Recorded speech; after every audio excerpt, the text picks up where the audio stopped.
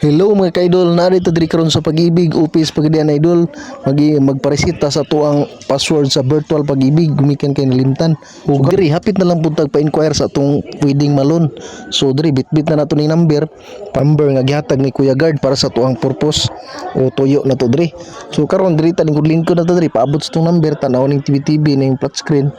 Ug diri sa number na to D66 sunod na ta ni tawagon sa sito, so counter to. O wala na dugay idol, gitawag na ta, gipaging na ta sa ato doon na ta dito to sa counter to.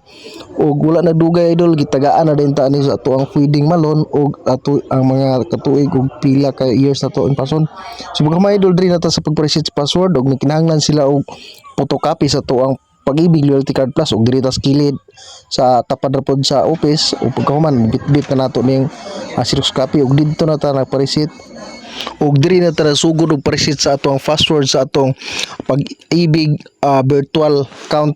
So diri idol nagipasulat to ipa-fill up ra ta diri ani atong last name, email ad, birthday og signature over printed name. So instruction diri idol mag-email ra sila sa to pag human mo ra atong i-continue. So after 24 hours na nakadawat na rin kog email nila. So mo ra to mga idol sa akong pagpa-reset. So sunod na pod video ang atong pag-apply.